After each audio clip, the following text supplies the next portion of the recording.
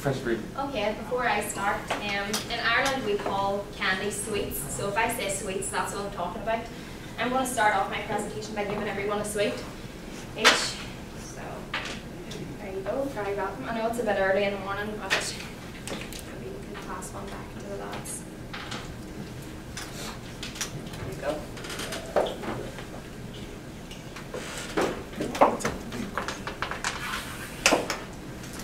And this isn't to buy extra points, this actually has a point. So you can have it now or you can have it later, it's completely up to you. I just want to share a story. When I was 17, I went to Africa to teach in a slum in Kenya, Makuru. And Makuru is one of the largest slums in Africa, so I had the opportunity to immerse myself in that environment. And on my second day of teaching in this classroom full of 60 young people, 60 children, I brought in a big packet of sweets and I gave every child a sweet, and the reactions were unbelievable. Some of these children had never seen a piece of candy before, and some of them smelled it, some of them thought it was a toy, other people knew exactly what it was and ate it. But I want to introduce you to Valentine. Valentine took the sweet and started to smash it up, and I thought, oh, this poor girl hasn't a clue what to do. So I kind of went over to her and I said, look, Valentine, this is a sweet that you eat. You put it in your mouth and it's really nice, you should try it. And she says, oh, I know, but I have 7 brothers and sisters, so I want them all to have a piece. And of course my heart melted because that hit me like a bus. The fact that we could have a whole packet of those massive Starbursts. We could have 3 packets a day if we wanted, but Valentine broke this sweet up into a million pieces so that each one of her siblings could savour just that wee bit of sugar. And that brings me on to my topic. It's about world hunger and the severe impact that world hunger is having on our world today. And my question is it solvable? And I'm here to convince you that yes, it is solvable. It's something I have great passion for, and I know many other people have had similar experiences, including Professor Meabh, and they know what this is about and they are eager to solve this problem. So, over 1 billion people in the world are affected by world hunger.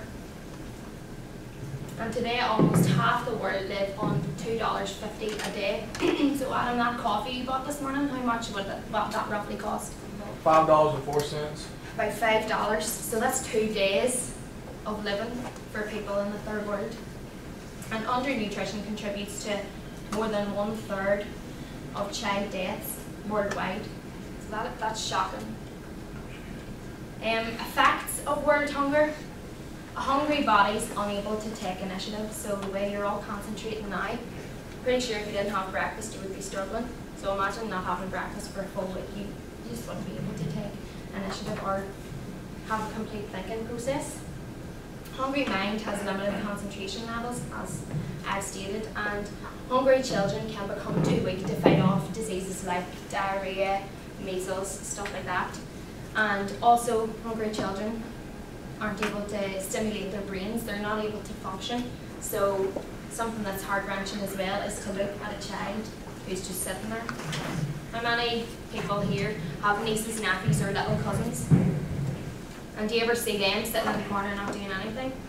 Pretty sure you don't, but in Africa that was a common thing to see. So it is solvable, and according to the World Food Programme, there is enough food in the world to feed everyone. It's just the unfair in proportions that I'm going to address now in my presentation. So world hunger, it's not like it's a quick fix. You don't just give people food and bravo, it's completely fixed. We have to, if we're going to really tackle this problem, as many statistics and much of the research I've done has proven, we need to go in and tackle the root causes, the underlying things that are contributing and maintaining this problem. So root causes are high prices, global recession, conflict, marginalisation, bad government, and natural disasters. So just looking at the bad government there, Haiti is one of the countries that has received most food aid in the world, and they're still struggling because of the bad government. The average Haitian makes $1 per day. And I watched a video documentary about what $1 a day can buy someone, and it's just a fistful of rice for one day's work. And that's not going to feed a family, that's not going to do a job. And this is all down to the high prices and the corruption and the way that money is being used and employment is being treated in this country. Global recession is another thing. All of these factors are so complex and so difficult, but there are simple ways that we can make subtle differences, and then in time this can kind of help the cogs all turn and get the wheel going for a complete end toward hunger. So the first stepping stone, we have to kind of start from scratch if we're going to address these complex issues, and creating food security is believed to be that first stepping stone, that main thing. And how do we create food security? Through availability, access and utilisation. So availability is the supply of food in a local area, and if food availability is increased, then local prices will be depressed and food will become something that's more affordable and available for the people in the local area. And it's also good for local businessmen because they will be making business and their businesses will be thriving. Access is a household's ability to obtain food. This is something that can be difficult because income opportunities and money earning opportunities come into play. So it's about making these opportunities so that people can obtain the food and maintain it in their households for their families. And utilisation it refers to an individual's ability to absorb nutrients and keep the nutrients in.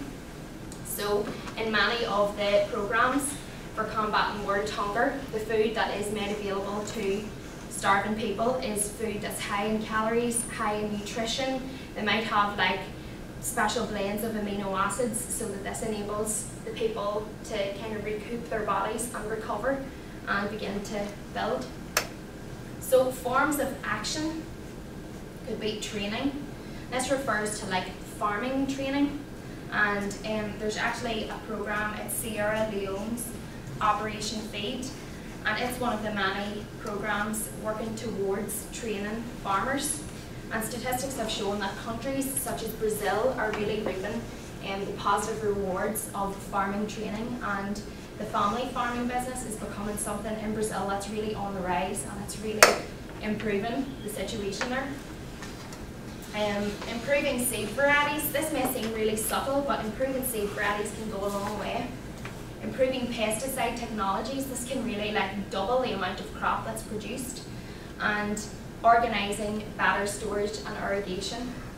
Seems like really subtle things, but they can and have proven to be really helpful. So you might be wondering, well, what about the people who can't work? What about the people that don't have jobs? How about the families that live on the street that have nothing? They're just dying off.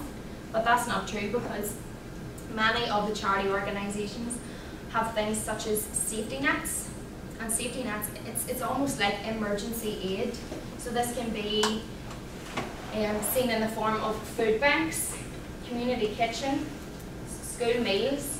And school meals is a great thing because even if an individual is not interested in education, they might go to school for their meal, and therefore that might get them an education, make them more employable, and start them on their journey towards breaking out of the vicious cycle of hunger and poverty.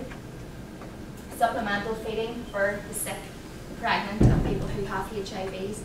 This is a special form of feeding program with special nutrients to really recoup the sick and help pregnant people and people with HIV. This is a picture of the school that I was in, and this is a special thing called Meabh. This is a good example of utilisation, because in this maze, the children would get 1 cup a day, and within that 1 cup, they would get all of their nutrients, all of their energy they would need to get through until the next day. So here's just a few examples of some organisations that we have that are really helping to implement, to go out into the world and to sort out access, availability, utilisation. And we have the World Hunger Relief, the World Food Programme, Stop Hunger Now, and I know that in a few Saturdays there's a day of the Stop Hunger Now, and that's, you might want to get involved in that because you don't know how many people you could feed in that day. The Food and Agricultural Organisation, this is another thing, works towards training farmers in third world countries. And Trogra, you might never have heard about Trogra, but that's something that you ask any Irish person and they will be able to tell you exactly what Trogra is. It's the Irish word for mercy, and it works towards going out and working in third world countries all over the world, and there's many people working for Trogra. The World Food Programme, this is just a statistic from the World Food Programme. The number of hungry people in the world is now 842 million, and that's down from 868 million reported in the last year. So that is a decrease in, forgotten the percentage, sorry, 17%, sorry. So there's this Millennium Development Goal, and the Millennium Development Goal, first one is aimed towards halving the amount of hungry people in the world by 2015, and they're on target to reaching this first Millennium Goal. And there's actually 62 countries that are on their way. So the objectives of this goal are to make sure that everyone in the world has access to enough nutritious food all year long. It's to end childhood stunting, to build sustainable food systems, to double the productivity and income of smallholder farmers, especially women, and to prevent food from being lost or wasted. So 62 countries are being reached, and they're on target for halving the amount of hungry people in the third world countries by 2015. Just want to give you a few examples, a few facts. In Malawi, they have this mobile phone cash transfer that people, you might think, why do people have mobile phones in a place like Meabh when they can't afford food? But many people are given these mobile phones. They receive a text message, and it's like a form of food exchange. They can receive food on point when they get that message. In Afghanistan, they have Meabh vouchers, all provided by the World Food Programme, whereby they can get the vouchers, go get the food in exchange, and there you go. In Haiti, local school meals are purchased from the local farmers, so this is good for both ends. This feeds the children and it gives the farmers business. And although Haiti has been struggling for the last century, the last decade, you know, this is something that's really boosting. United Nations, so this is just a quote. These countries are leading the way to a better future. They're proof that with strong political will, coordination and cooperation, it is possible to achieve rapid and lasting reductions in hunger. So my conclusion, safety nets are something that reaches out. They're like the emergency aid, and they're something that are really going to help the countries that really need it, when and where they need it, and on point. The long-term investments, so a long-term investment could be like water, a water pump, something that's going to sustain a community for a long time. And although it might be a big investment, there's so many countries out there, there's so many businesses that have and are in a position to help these countries out, and the long-term investments can be something that really brilliant rewards. For example, in China received the biggest amount of food aid from the World Food Programme, and they're now operating completely independently, and they're actually in a position where they can be donors now. So if the other 62 countries being targeted by the Millennium Goal follow in the footsteps of China, one of many success stories, then we're on our way to a better future. And finally, empowering the people. I don't know, is this an Irish proverb or have you ever heard of it? But if you give a man a fish, you feed him for a day. You teach a man to fish and you feed him for a lifetime.